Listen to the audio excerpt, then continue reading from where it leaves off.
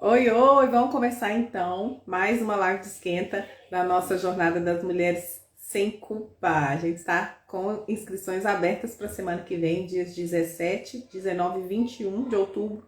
Inscrição gratuita. Você pode participar de 3 aulas sobre mulheres, sobre culpa, sobre tomada de decisões e vou te ajudar a dar um rumo na sua vida de uma vez por todas, tá? Quero ensinar vocês 5 passos importantes para vocês fazerem isso. E a partir da semana que vem já começa, faltam 4 dias para nossa primeira aula, tá? Então aqui hoje, nosso tema do nosso esquenta de hoje são os traumas e relacionamentos, tá? Então a gente vai conversar aqui como que traumas afetam relacionamento. Me conta aí se isso é interessante para vocês e quais são as dúvidas que vocês têm. Vocês já sabem como é que funciona a live. Isso aqui é uma conversa aberta. Vocês podem mandar os comentários, perguntas de vocês, que tá tudo certo e a gente vai conversando, tá? E podem encaminhar aí para as amigas, encaminha para todo mundo que vocês acham que precisa de entender um pouquinho mais sobre esse assunto, que é tão importante, né? Então, quando a gente está falando de relacionamentos, eu vou dar alguns exemplos aqui para vocês, podem ser exemplos. Eu posso estar falando de relacionamento afetivo, amoroso, eu posso estar falando de relacionamento entre colegas de trabalho, a gente pode estar falando de relacionamentos familiares, não necessariamente a gente precisa falar especificamente sobre o relacionamento afetivo, tá? Então, quando eu digo sobre traumas e relacionamentos, eu estou dizendo no sentido mais amplo e no quanto que é importante a gente entender isso para sair das picuinhas do dia a dia. Sabe esses probleminhas, essas coisinhas que o outro fala ou faz, um gesto, um jeito de olhar, um som, e aquilo te irrita, que você não sabe de onde vem tanta raiva, de onde que vem tanta reação, e aí um problema que poderia ser resolvido de uma forma simples, ele ganha uma proporção imensa simplesmente porque emocionalmente você está respondendo de uma forma exagerada. É disso que a gente está falando quando a gente está falando de uma resposta traumática, tá? Então, o que acontece? Quando a gente escolhe alguém para se relacionar,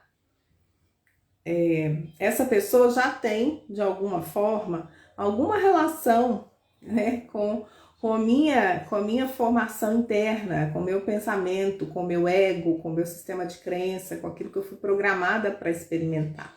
Então, nós somos treinados para uma série de coisas e esse treinamento nos leva a enxergar ou crer que alguém é adequado para uma relação ou não. Então, se nossas escolhas elas não são aleatórias, não vem de um pozinho dourado que cai sobre a gente. Nós já escolhemos alguém que de alguma forma está conectado comigo naquilo que eu aprendi ou naquilo que eu preciso aprender. Então, ou vai vir por complementaridade, ou seja, por opostos, ou vai vir por simetria, né? Por estar ali de igual para igual.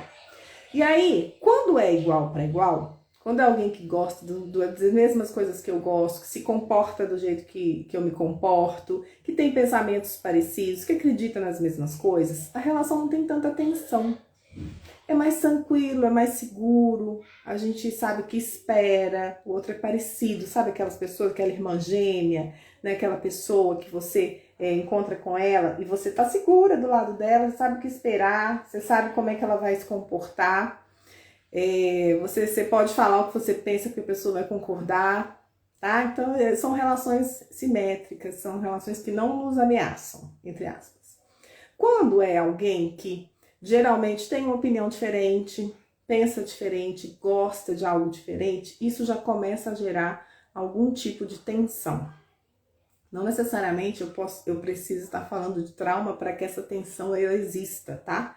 O simples fato de alguém pensar algo diferente de mim já provoca uma espécie de ameaça, já provoca uma sensação de perigo interno, assim. E essa sensação de perigo, por mais louco que seja a cena, por mais louco que seja o que está no entorno, é que faz com que a gente exagere no modo de resposta e cause os conflitos, aquele ranço, aquela cara ruim, aquele desconforto. É como se de repente eu tivesse que me defender de alguém com quem eu tenho um contato assim, relativo, tá? Vou dar um exemplo aqui ridículo para vocês, mas de tão trágico é cômico, e tragédia e comédia andam juntas mesmo, mas pensa comigo. Quando eu estive fazendo intercâmbio no Canadá, eu fiz grandes amigas lá e a gente andava em trio. E era eu, uma brasileira, com uma mexicana e uma turca. Então imagina, duas latino-americanas e uma turca. E era a primeira vez que a turca também tinha saído de casa. Nós três estávamos ali pela primeira vez se aventurando fora do país, aprendendo um idioma diferente. Era super divertida a nossa amizade ali, nossa parceria.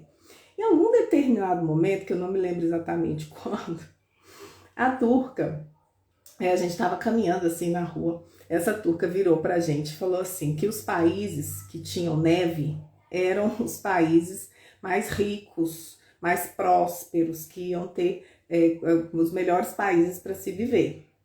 E ela estava falando para uma mexicana e para uma brasileira. E aí nós duas, automaticamente, ela afirmou aquilo assim com tanta certeza do que ela estava falando, assim, do jeito dela, aquele olho enorme que ela tinha lá. E ela afirmou aquilo com tanta certeza que eu olhei para minha amiga mexicana, ela olhou para mim e a gente caiu de rir. A gente não teve, a nossa reação foi tão espontânea quanto a certeza que ela tinha do que ela estava afirmando. E a gente começou a rir. Você tá doida? O que você tá falando? Onde você tirou isso? O que tem a ver uma coisa com a outra? Aqui pra gente nunca nevou, nem por isso. Quem falou que o seu é melhor, que esse povo é melhor do que o nosso e tal. E começou quase uma discussão, assim. Eu e a Gabi, a mexicana, a gente estava relativamente confortável, porque estávamos duas contra uma, né? E aquilo gerou uma tensão, entende? Ela soltou uma informação de algo que ensinaram para ela, alguém disse isso para ela, né? Ela não tirou isso do além. Alguém disse para ela acreditava piamente nisso, ela repetiu essa informação e aquilo pra gente foi uma surpresa, a gente começou a rir, tá? A gente não concordava, né? Não concordávamos com aquilo que ela estava dizendo. O simples fato da gente discordar, da gente ter rido, tá? Causou uma tensão no ar ali, ela ficou ofendida da gente não ter acreditado naquilo que ela estava falando. E nós também poderíamos, se não tivéssemos talvez em dupla, né, talvez nós tivéssemos ficado ofendidas porque ela estava chamando a gente de burra, quando ofende o grupo que a gente pertence, então a gente se sente ofendido no meio do grupo. Ela simplesmente, né, tratou como se fosse pior, só porque no país onde a gente vive não neva e não faz calor. Então, esse tipo de discordância por si só, ele causa uma tensão na relação, uma tensão emocional. Então, nós rimos, ela se ofendeu, ela ficou com raiva, esse assunto não pôde mais, nós não voltamos mais nesse assunto, até se eu não me recordo, a gente não conversou mais disso até hoje, inclusive, né? Cada uma voltou para o seu país, a gente ainda se comunica, mas não falamos mais sobre a neve, porque achamos melhor não abordar essa questão. Então, enfim, aquilo que nós aprendemos fica tão enraizado no ego, aquilo é tão fixado no nosso modo de pensar, no nosso modo de expressar, no nosso modo de sentir, que provoca uma necessidade de defesa. Então, nós começamos a defender piamente aquilo que aprendemos, porque aquilo que eu aprendi em estado de sobrevivência. Então, provavelmente, quando foi que ensinaram para ela que países que... Eu tô dizendo aqui de uma história, quem chegou na live depois não se perca, tá? Mas imagina com que idade ela tinha quando ela aprendeu que países que têm neve, o povo é mais inteligente, mais bonito, o país prospera, é mais abençoado, etc, etc. Sei lá o que foi que ela aprendeu. Provavelmente na infância ela ouviu isso. Provavelmente ali do 0 ao 6, ou na escola, ou na igreja, ou dentro de casa com algum familiar, tá? Então, esse momento da vida, a gente está totalmente em estado de sobrevivência. As crianças são complacentes, elas necessitam aceitar aquilo que é ofertado a elas por questão de comida, de teto, etc, etc, etc. Então, quando a gente aprende algo em estado de sobrevivência, aquilo provoca uma necessidade de defesa daquele aprendizado. Então, se eu aprendi que é a neve que faz tal coisa assim, assim, assim, eu defendo essa hipótese. Eu defendo isso.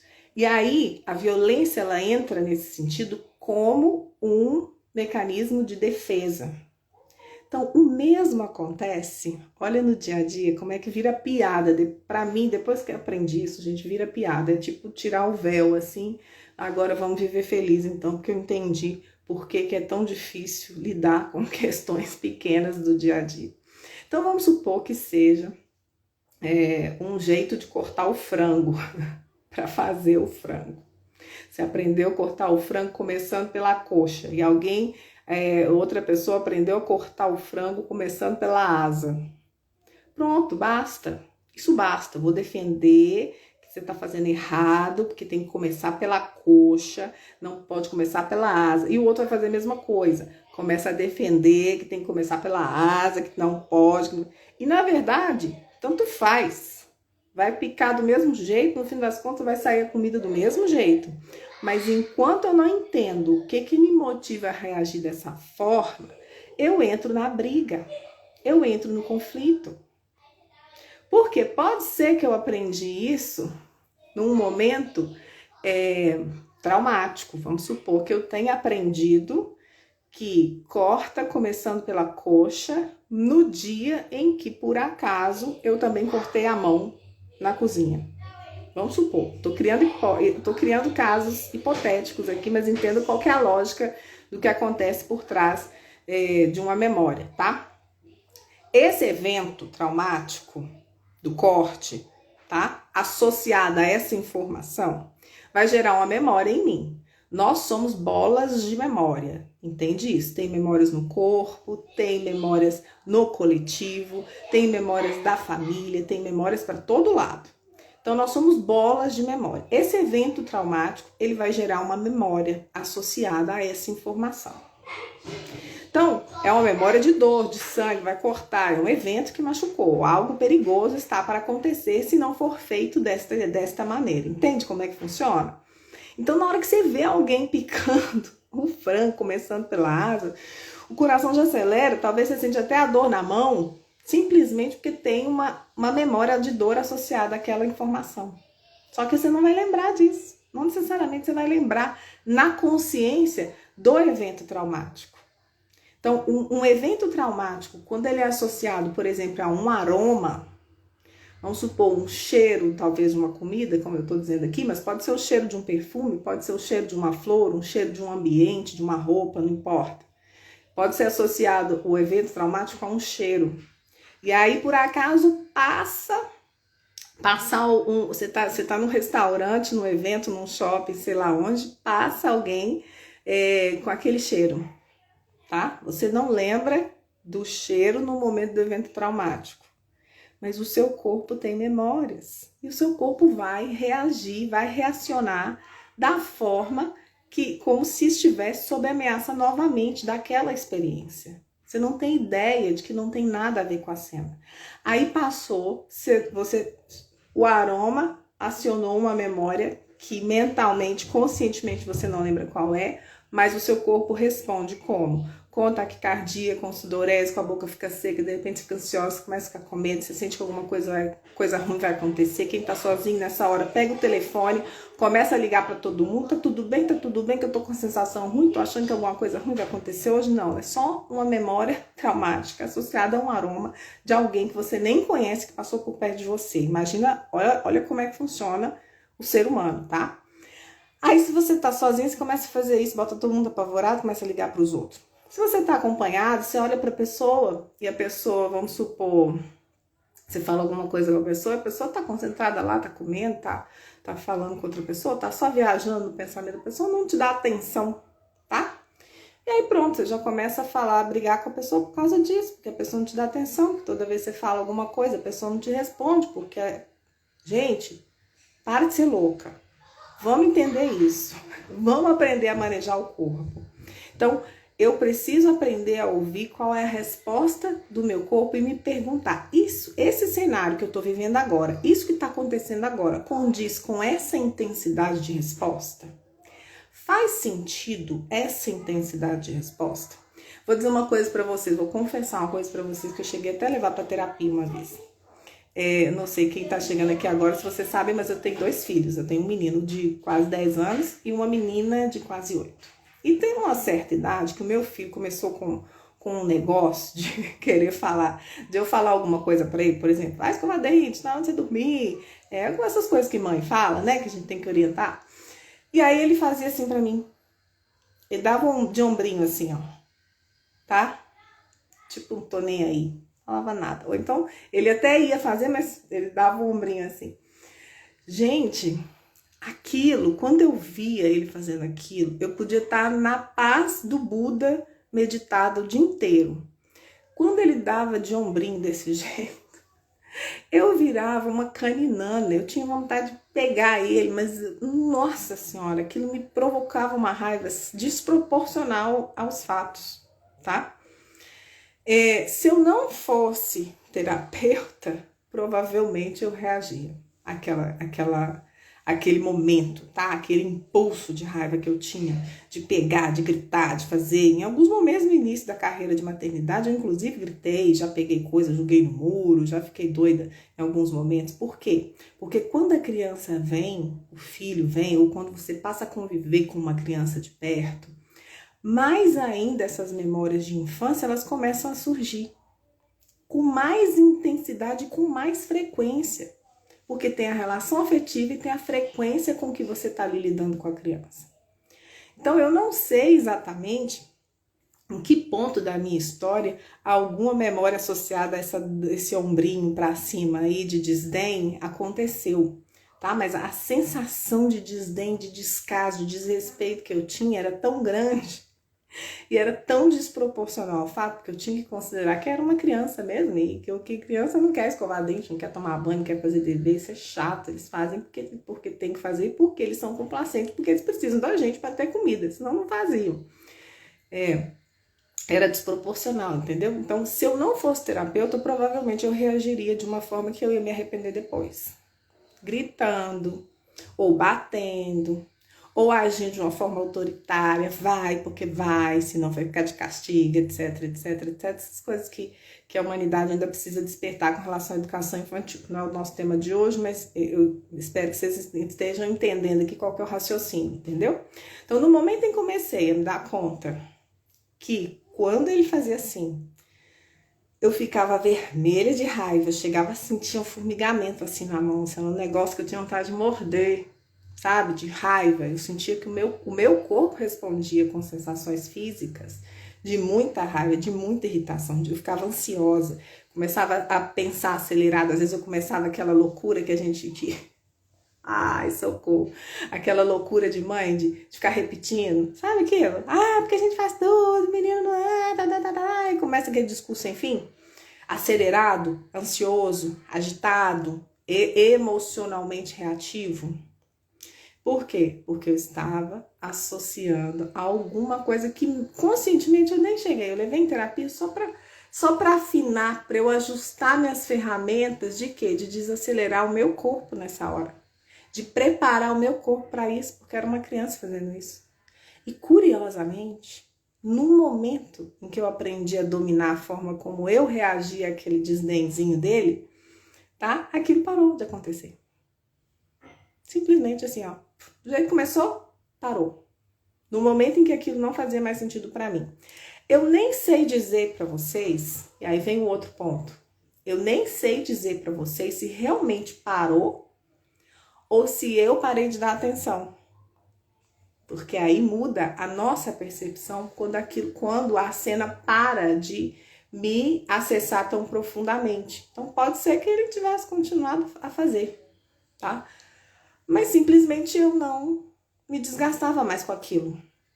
Então eu não dava mais atenção, se fazia ou não fazia, aquilo não me chamava a atenção. Então vamos prestar atenção. Quando eu tenho uma memória traumática, quando eu tenho uma memória de algo que me marcou, de algum evento traumático, de alguma memória, de alguma história que me contaram, de alguma informação que eu recebi relacionada à sobrevivência, e algo acontece ao meu redor relacionado a isso, eu tenho um olhar mais atento para isso, porque significa perigo. Tá? Significa perigo. Então eu tô mais atenta, o meu ouvido capta melhor aquela informação, meus olhos registram mais aquela cena, porque parece um perigo. Entende? Quando eu consigo lidar com a reação física que aquilo me provoca, não necessariamente eu vou ficar reativa. E aí eu consigo preservar a relação que eu tenho, seja com meu filho, seja com meu parceiro lá, com o frango, seja com o chefe, e o jeito que o chefe manda trancar o armário ou não trancar, que hora que tem que ligar o computador, deixar de ligar, como é que bate o ponto, deixa de bater, enfim, você sabe aí como é que é no dia a dia, as encrencas que a gente acaba se metendo. Então vamos lá, Jaqueline, manda um joinha aí se estiver fazendo sentido. E se tiver pergunta, comentário, pode mandar aqui que eu tô ouvindo vocês. Jaqueline tá aqui falando que não é fácil, que tá passando por isso e que não consegue controlar. Jaqueline, pois é. Se inscreve na jornada, tá? Semana que vem tem Jornada das Mulheres Sem Culpa. Eu vou ensinar para vocês 5 passos para vocês aprenderem a tomar a decisão, dar um rumo nessa vida. Um deles, Jaqueline, é exatamente o domínio das emoções. Emoções está relacionado ao corpo, que está relacionado com memória. Então tem uma chave aí, uma cadeia conectada, tá? Que a gente precisa aprender a dominar. Quando eu aprendo a dominar isso, e aí é treino, é conhecimento. Imagina o seguinte, você nasceu e ganhou um equipamento de última geração, um carro super moderno, com um painel assim, daqueles, um painel maravilhoso, botões de tudo pontual, o negócio serve cafezinho, café, almoço, janta, te leva onde você quiser, anda no mar, anda no céu, anda na estrada, onde você precisar. Sobe, desce, montanha, você ganhou isso, tá? Só que aí você não sabe onde que aperta os botões. A única coisa que você sabe fazer com esse equipamento é botar gasolina, mais nada. Imagina, o que você vai fazer com esse carro? Imagina o desperdício que é ter um carro desse de alta tecnologia e não saber manejar. Entende? Então, quando a gente aprende, eu tô falando do nosso corpo, tá? Esse carro que eu tô falando com esse painel super maravilhoso, eu tô falando do corpo, tô falando do cérebro. Então, ó, tô aqui, tá aqui, a Jaqueline tá levando a mão, tá? A Jéssica aqui falando, eu explodo com qualquer coisa. Tá aqui a Tamara perguntando, como é que eu vou trabalhar com isso, Lê? Gente, primeiro, vem pra jornada que eu vou mais a fundo com vocês, né? Hoje eu quero só que vocês entendam como que memórias são associações relacionadas a perigo, e eu reajo de acordo com a intensidade da memória, ou seja, de acordo com a intensidade do trauma, vai ser a intensidade da resposta afetiva, a resposta emocional que eu vou ter. Como é que eu aprendo a lidar com isso? Conhecendo o corpo. Conheça, adestre o animal que você habita. Conheça as sensações físicas que você tem. Entenda, aprenda sobre as emoções. Aprenda sobre mecanismos de pensamento. Meu sonho cor-de-rosa era que as escolas começassem a ensinar isso para os seres humaninhos lá no maternal. Entende? Porque ia economizar metade da nossa vida com relação a isso, ao invés de ficar ensinando aquelas coisas que depois que a gente sai da escola nunca mais a gente precisa fazer. Mas a humanidade ainda precisa despertar, nós estamos nesse patamar, né? A Tati falando aqui, ó, não consigo me controlar, quando vi, já falei, magoei, daí me sinto péssima com culpa, não consigo controlar, a Luciana também. Por quê, gente? Essas memórias, essa do ombrinho que eu tô falando pra vocês, essas são sensações que surgem no nosso corpo de medo, de sobrevivência, ou seja, eu tenho que fazer com que a vida siga exatamente do jeito que eu aprendi, caso contrário, eu corro risco de morrer. Se não for do jeitinho que eu aprendi, uma vez, olha como é isso, né?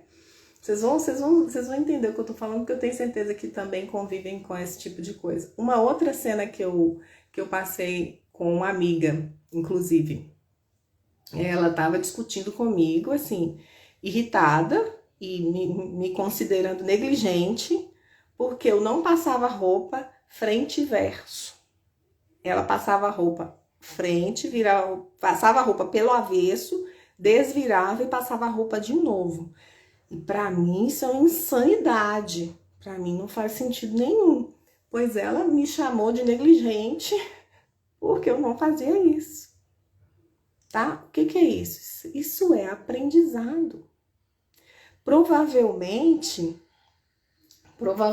ela aprendeu isso a duras penas dentro de casa, sob pressão intensa da família, tá? E ele teve que acreditar piamente que tem que ser assim. Isso não é discutível, isso não é negociável.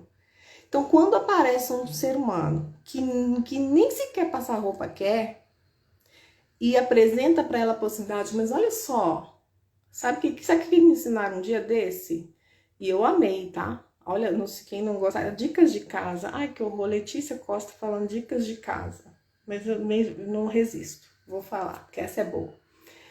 Quando você pega uma roupa amarrotada, se você borrifar álcool e passar a mão assim, tem tutorial no YouTube para isso. Mas, gente, eu achei isso incrível.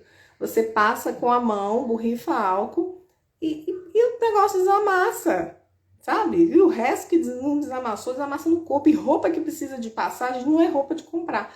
Essa é a minha opinião. É uma, duas peças no máximo para um dia muito especial lá e tal. Mas no dia a dia isso não é vida. Não merece. Então, quando eu chego para essa minha amiga, tá? Que precisa de manter esse comportamento. Ela tem que sustentar isso, porque foi assim que ela aprendeu. E tem que ser assim, porque senão acontece tal coisa, né? Pode ser que na história da família, é onde eu falo, tem memórias na família. Pode ser que na história da família pode ter acontecido de alguém que pegou alguma doença porque a roupa estava com algum bicho e alguma coisa aconteceu desse tipo. A gente não tem como alcançar, as memórias viajam no tempo. Então, quando eu venho para ela e apresento essa hipótese de passar a vida aí que nem a Ilvanei Barbosa, né? Que não passo nem de um lado só, imagina, só extremo, né? Tamo junto. Mas quando a gente chega para ela e apresenta essa hipótese, é uma ameaça, entende? Então a relação ela fica abalada porque a pessoa responde na defensiva. É como se eu estivesse oferecendo um perigo para ela. É um perigo, tá?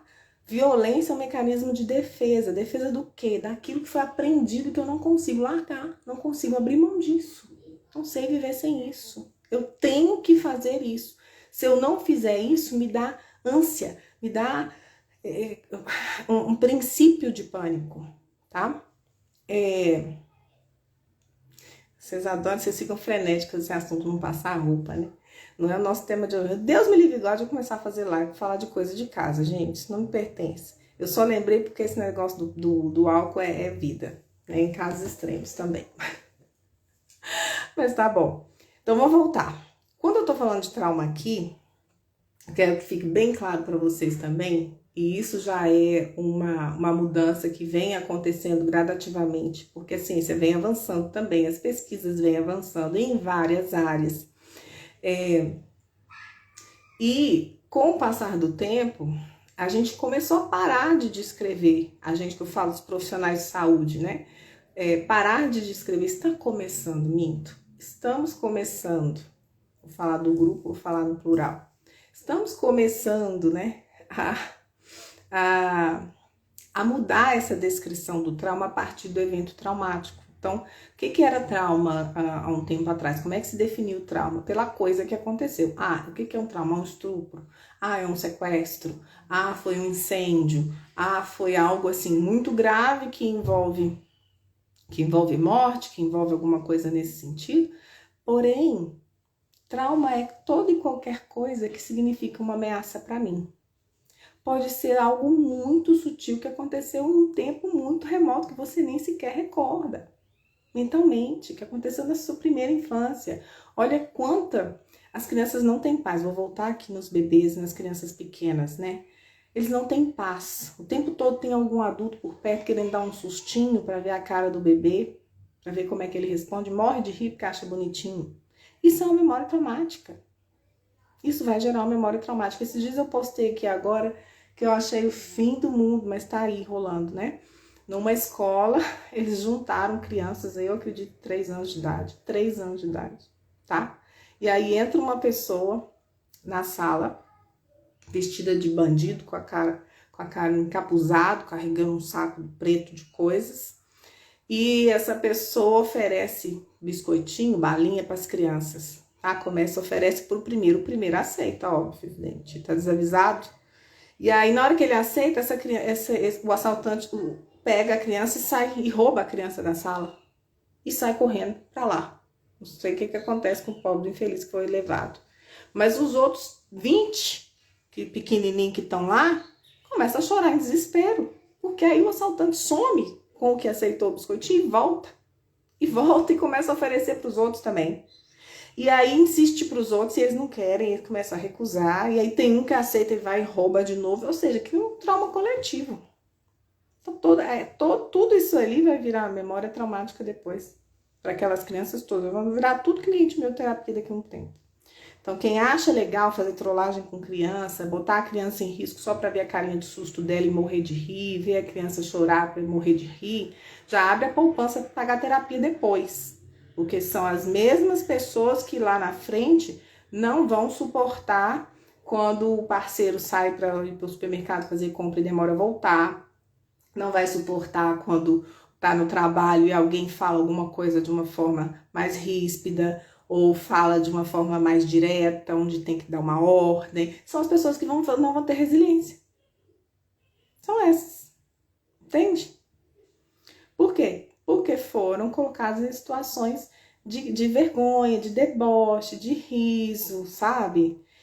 E isso são traumas. São traumas também. Não precisa ser um evento que envolve morte, sequestro, estupro. Não, gente. Trauma, todo tipo de experiência, de situação que envolve uma ameaça para aquele indivíduo.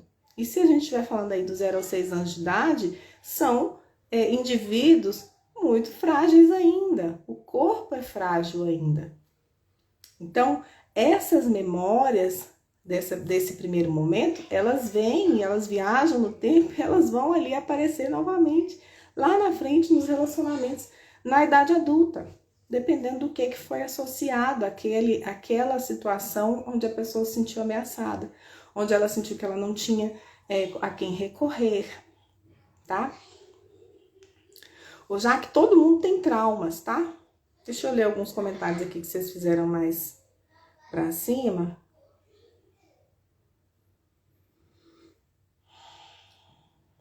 Aqui, ó, igual misturar as coisas de comer suco de manga com leite, exatamente, memória de família, memória do coletivo, não necessariamente fazem sentido. Tem uma história que pode ter feito sentido lá atrás, que não necessariamente faz sentido agora. Só que, se eu não trago isso para a consciência, eu repito e eu provoco conflito para proteger aquela informação. Não faça diferente. Não me mostre que existe outra possibilidade, porque eu tenho medo de experimentar algo diferente. Então, ó, parece que se eu não gritar, as pessoas não entendem o que eu quero. Ó, vou comentar aqui sobre isso que a Jéssica colocou. Eu estava agora há pouco atendendo uma mulher que teve o primeiro filho, tá em todo um processo aí de se colocar no mundo enquanto mãe, de assumir as responsabilidades, de confiar na própria capacidade de nutrir e proteger esse bebê, etc e tal. E quem já passou aqui pela primeira barrigada, quem já passou aí da mãe de primeira viagem, levanta a mão, conta, fala pra mim, gente, se esse negócio é fácil. Fala pra mim, se ser mãe de primeira viagem é simples e bonito, e aí a gente aparece sorrindo, toda feliz, com o bebê amamentando no parque com a grama verdinha. Conta pra mim, como é que é? Vocês vão ver os comentários chegando daqui a pouquinho. Bom, e ela tá nesse momento, tá? De se reconhecer enquanto mãe, de aprender a cuidar do bebê, e etc e tal. E aí tem uma fala que ela agora veio trazer pra sessão, que é uma fala que o marido sempre diz pra ela, que é assim, não, eu não vou falar nada, porque você sempre, as coisas sempre são do jeito que você quer, você nunca escuta o que eu falo, tá? E o marido diz pra ela isso com frequência, e ela começou a se questionar, achando que ela realmente era muito autoritária, que realmente ela não consegue escutar opiniões diferentes. que quando alguém começa a dizer algo diferente do que ela pensa, que ela bloqueia, que ela não, nem escuta direito o que a pessoa tá falando, tá? Só que, lembra daquela máxima? E aí eu vou trazer aqui meu querido e amado Sigmund Freud, tá? Ele dizia algo assim, se os nomes estiverem errados, vocês me corrigem. Quando Pedro fala de Paulo, eu sei muito mais sobre Pedro do que sobre Paulo. Então, dos primeiros pontos que eu fui trazer para ela foi esse. Olha, quando ele diz para você que você é muito autoritária e dominadora, que é o que está por trás da fala, né? Não vou falar nada não, porque sempre as coisas são do jeito que você quer. Você nunca escuta o que eu tô falando. Se alguém enxerga alguém como autoritária e controladora, o que tá do outro lado? Como é que essa pessoa tá se sentindo? Conta pra mim. Provavelmente, né, pau mandado, ou negligenciado, colocado em segundo plano. Então, sempre não existe uma coisa sem a outra. Não existe um agressor sem uma vítima, né? Para todo grande vaidoso tem um invejoso. Sempre tem ali um contraponto, um pano de fundo para aquilo que está em evidência no que está sendo dito na palavra, tá? Então, eu sei muito mais dele quando ele afirma isso do que dela. Porque ela, quando eu acompanho em terapia, ela ainda está na fase de criar confiança de que pode dar o banho, de que ela sabe amamentar, de que o leite dela é suficiente, porque é isso que a gente escuta quando tá mãe de primeira viagem. Ele tá querendo mamadeira. Você tá lá com o peito vazado, toda molhada de leite, fedendo leite azedo o dia inteiro. O bebê tá engordando mais do que precisava e tem gente falando que não, que ele precisa da mamadeira. E a mãe fica lá confusa, sem saber se realmente tá certo ela dar só o peito ou se tem que dar a mamadeira. Então, se tem uma coisa que nesse momento da vida dela ela não é autoritária a ponto de estar fazendo tudo do jeito dela. Muito pelo contrário. Então, eu sei muito mais de quem falou do que dessa mulher na hora que ela me relata isso. Então, ela tem algo a trabalhar. Se ela acha que ela precisa desenvolver a habilidade dela de ouvir opiniões diferentes, ok, mergulha fundo, temos muito a trabalhar nisso mesmo, é importante. Eu gosto de escutar. Fulano de tal, tô pensando em fazer tal coisa. Se você tivesse nessa minha situação, como você faria? Escuta, sobre escutar. Vai que alguém tem uma ideia que eu não tive, vai que é uma ideia boa. Então é bom desenvolver essa habilidade, ok, desenvolva. Agora, que provavelmente essa fala recorrente dentro do relacionamento desse marido para essa mulher vem de uma história onde ele se sente negligenciado em segundo plano, provavelmente na sociedade, provavelmente na família.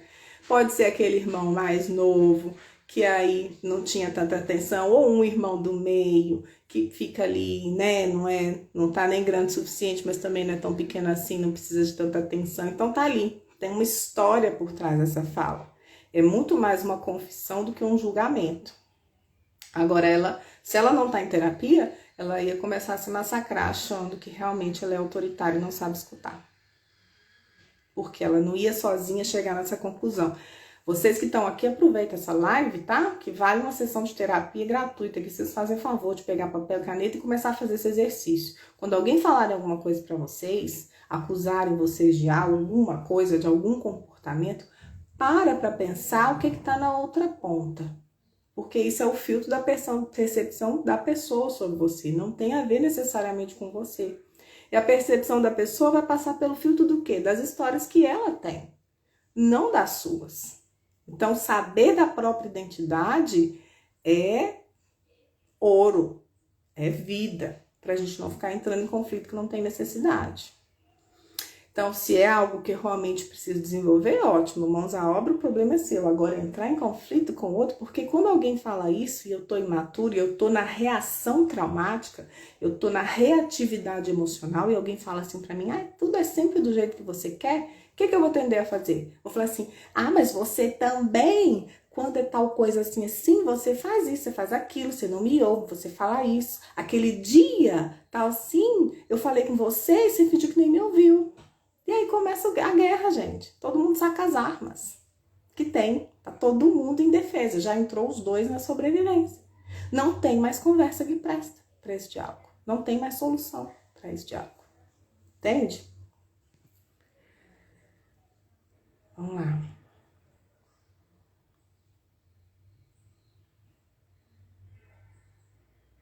Tô lendo aqui vocês. A gente vai para terapia para tratar nossos traumas, mas precisamos também aprender a reduzir os traumas dos nossos filhos. Sim, por favor, a humanidade merece. Não dá para zerar ainda, mas a gente faz a nossa parte. Esse é o plano. Esse é o plano. Aprender e evoluir a ferramenta. Então, não importa, seja lá o que for que eu passei lá atrás, e a forma como me trataram, e se foi bom, se foi ruim. Aquilo foi o que tinha para mim naquele momento. Gente, pega a mochilinha de vocês, que não dá para deixar para outro carregar. Peguei minha mochilinha, eu vou olhar o que tem lá dentro e vou fazer assim, ok, o que eu faço com isso? Como que eu vou reciclar isso aqui e evoluir com isso? E isso é tarefa nossa. Então, se eu já sei que determinada coisa me provocou tal resposta, e eu não quero que essa resposta prossiga, é minha tarefa mudar a forma como eu vou passar as informações. Quais são as memórias que eu vou passar adiante? Então, você vem de uma história de uma família onde a escassez está sempre em alta, o medo está sempre em alta, a insegurança está sempre em alta, pode ter fartura e abundância de tudo, mas a escassez interna e o medo de que aquilo acabe está ali. E aí eu sei que eu me tornei uma adulta insegura, que está sempre duvidando da própria capacidade, está sempre com medo do que vai acontecer amanhã, do que vai faltar amanhã. E eu já sei, eu já trouxe para a consciência isso. Eu já olhei de onde que eu vim, com o que tinha dentro da minha mochilinha. Eu vou fazer o quê com os da frente? Eu vou cuidar de ensinar a prosperidade ou eu vou ficar falando com eles do medo, do perigo, e etc, etc. É minha tarefa fazer a transformação daquilo ali, pelo menos dar uma chance de que aquelas crianças tenham outro tipo de aprendizado, diferente do que eu aprendi, né? Não é porque eu não morri que tudo que aconteceu foi maravilhoso e eu vou repetir. Não consegui falar não para ninguém. Que tipo de trauma pode ter provocado? Joana, nós não sabemos. Eu costumo dizer o seguinte: a gente olha o que está acontecendo agora, trabalha no corpo, faz essa conexão e segue. Se der tempo, a gente olha. Depois que tiver resolvido, se der tempo, a gente vai lá atrás e busca o porquê. Porque senão a gente vai perder a vida, a encarnação inteira, morre, nasce de novo, continua procurando o que foi que causou o quê e talvez não tenha como encontrar. Pode ser um infinito de coisas, tá? É perder tempo ficar voltando no passado para procurar o que foi que aconteceu, o que provocou isso em mim. De modo geral, o que é que eu posso dizer para você? Como nós somos empurradas enquanto seres humanos, tá? Nós, mulheres, homens, etc e tal. Mas de modo geral, para as mulheres isso ainda é mais intenso. Nós somos pressionadas à complacência, tá? A criança invisível, a criança ferida. A gente tende a querer agradar o tempo inteiro para conseguir o que a gente quer.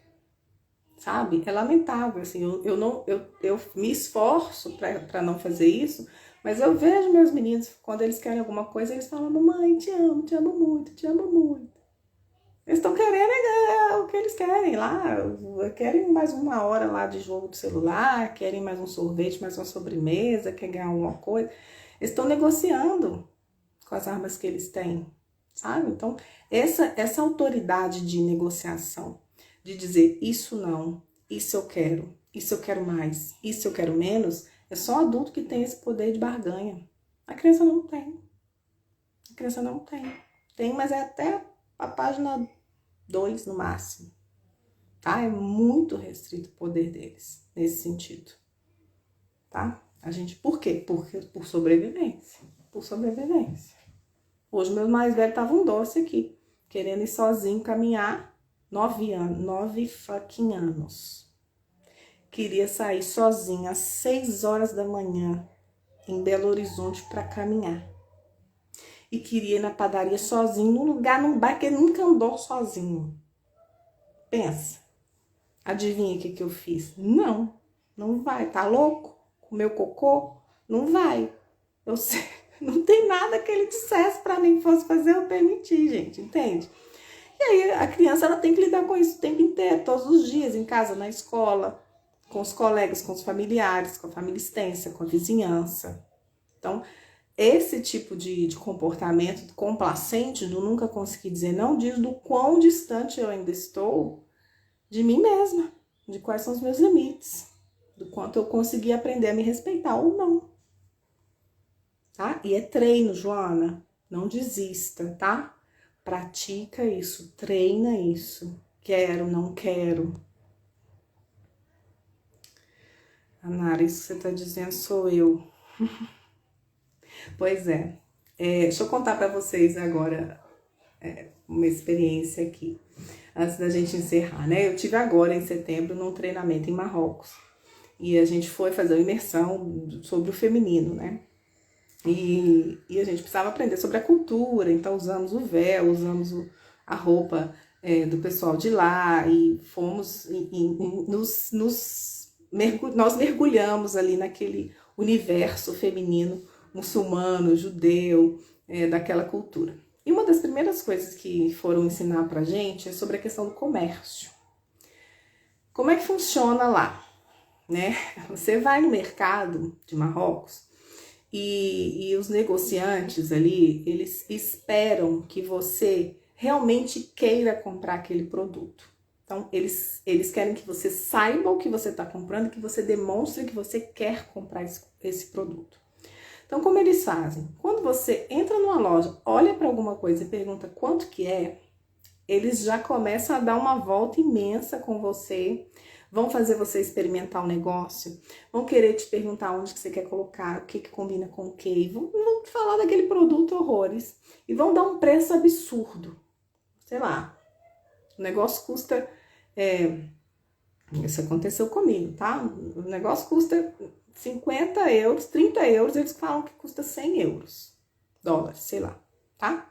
E o que eles esperam do cliente? Que o cliente negocie, que ele fale que não vale isso, não quero isso, não, é 2 por isso, não, eu compro 5 eu pago 100 euros por 5, eu pago 100 euros por 5 desses, e etc, tá? Então, é o oposto da nossa cultura, você imagina o exercício que foi pra mim ter que fazer isso, porque aqui se você chega num lugar, a pessoa dá um preço, e você fala que não, que tá caro, é falta de educação sua. Eu não vou fazer isso. Você pode negociar ali algum desconto no final, mas do jeito que eles fazem lá, não. Tá? É o oposto da nossa cultura, literalmente. Então, geralmente eles davam preço de 100, a gente tinha que negociar, desdenhar. É um teatro. Pra mim era um teatro no final, senão eu não conseguia fazer. Falar que não quer, falar que não é essa cor, que sim tá ruim, e sai e volta. E aí eu propunha 10, ele botava 100, eu propunha 10, depois ele botava 80, aí eu propunha 20. E era um exercício, tá? Exercício de negociação. É só adulto que faz isso. Assim eu quero, esse tanto eu quero, esse tanto eu não quero, isso aqui eu quero, isso aqui assim não, desse jeito não, tem que mudar isso. Crianças não fazem, não tem essa autonomia. Entende o que eu tô falando? É treino, tá? Fazendo sentido aí? Me dá sinal de vida. Então, ó, recados finais aqui do nosso chazinho da tarde. Inscrições abertas, o link tá lá na minha bio, Jornada das Mulheres Sem Culpa, é gratuito, online, dia 17, 19 e 21, às 20 horas, tá? Vocês têm que se inscrever, deixa os dados lá de vocês, que vocês vão ser direcionadas pro grupo, para vocês assistirem. O que vai acontecer lá? Eu vou ensinar lá para vocês 5 passos, para vocês aprenderem a tomar decisão na vida e dar um rumo na história de vocês de uma vez. Tô cansada de ficar vendo mulher que não sabe mais o que fazer no trabalho, no casamento, na relação com o filho, que não sabe falar não. Chega de sujar, tá? Então, corre lá no link da bio, se inscreve, que segunda-feira é a nossa primeira aula. E ainda tem live de esquenta nesse final de semana, amanhã, sábado, domingo. Vocês vão acompanhando aqui no Instagram, que eu vou anunciando pra vocês, tá? Bota as perguntas de vocês lá nas caixinhas. Quem quiser pode mandar mensagem aqui no direct, que a gente conversa também, tá? Um beijo, uma ótima quinta-feira para vocês. Tchau, gente!